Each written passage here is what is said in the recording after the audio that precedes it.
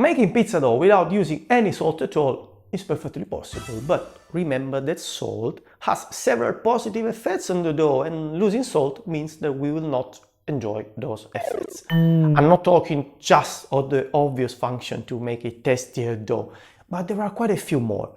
In particular, in our context, I want to focus on the influence of salt on the water absorption and on the speed of the fermentation and rising.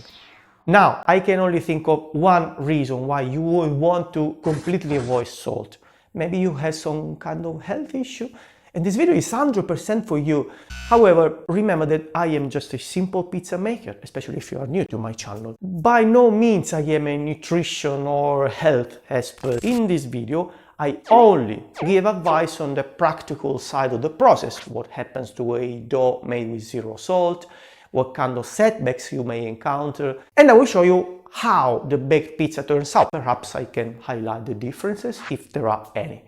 In fact, I will quickly make two doubles, one with my usual recipe and process, which is documented in this video here, while the other one, it is still my recipe and process, only that I have excluded salt from it completely. Let's move to the table now. Okay, dough making. Everything is set. I've already measured the amounts I need to make two small doubles. Please note, this is not really a recipe video. Refer to my pizza dough tutorial if you want to know what doses I'm using today. I'm using my favorite bread flour from the supermarket. It has 11.5% protein content. If you're based in the UK, just leave me a comment and I will tell you the brand. The most noticeable consequence of using salt will be that during the mixing process, it contributes to decreasing the wet feel of the dough over time.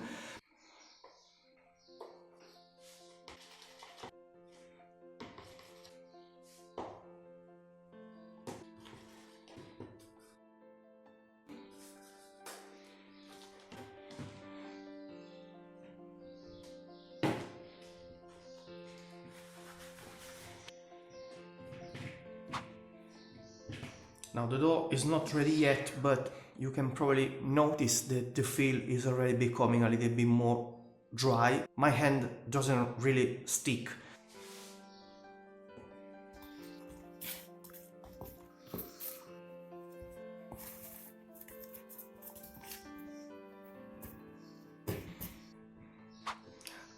I appreciate it could be hard to tell, but the feel, more or less at the same stage of the process, is definitely thicker. You probably can tell that my hands are a little bit dirty in this moment. Of course, I will continue kneading carefully and see if I can improve the situation.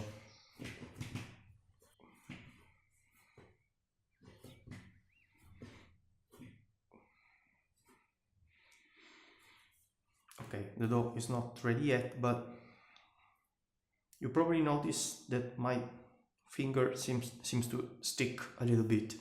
Even here on my hand, it's not reacting the same way this one did.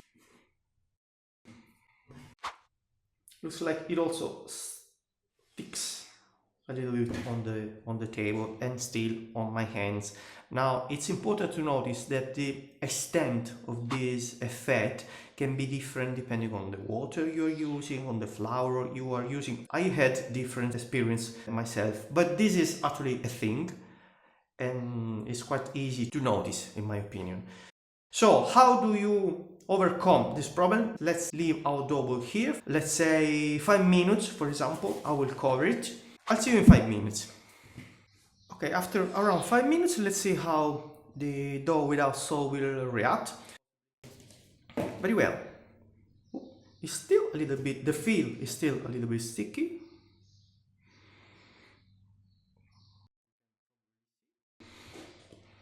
While the other one is way better.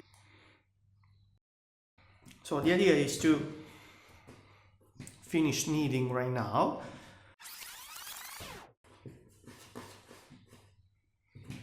The dough is now ready and I don't feel it's too sticky anymore. A little bit of oil just to prevent sticking.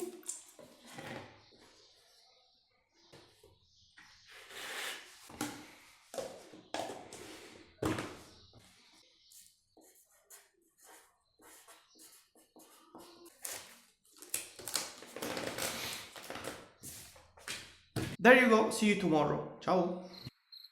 Here we are, the day after. Let's see the differences between the two doubles, the regular one and the one without any salt.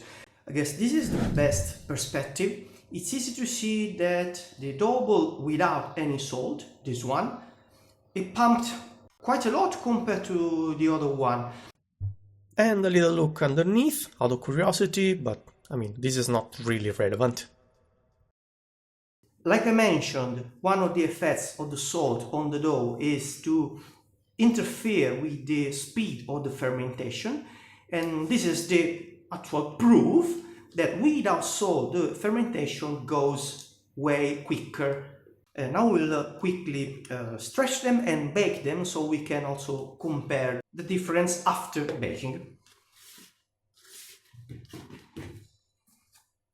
This is semolina, as I always do.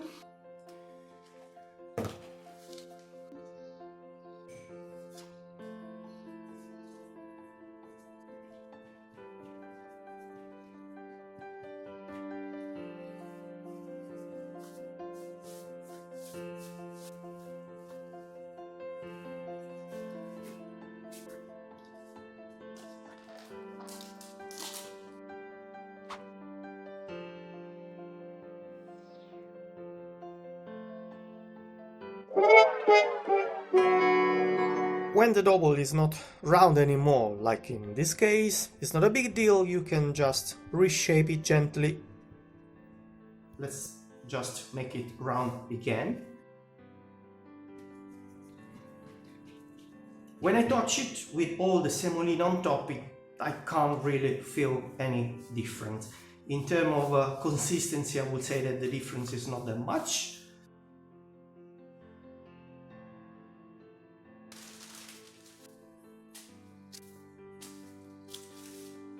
I just put a little tomato sauce, don't really care about other toppings. In the oven they go. What can we observe? In terms of color, I cannot really see any relevant difference.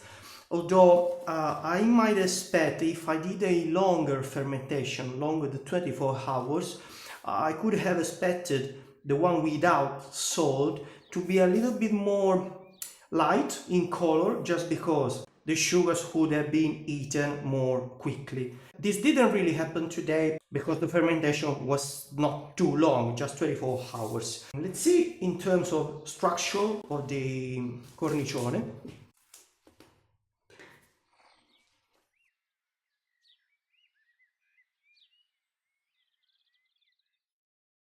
I would say that the inner structure is not really different, they are kind of open anyway. Oh, this one looks better, but again, I don't really see any extreme difference between the two.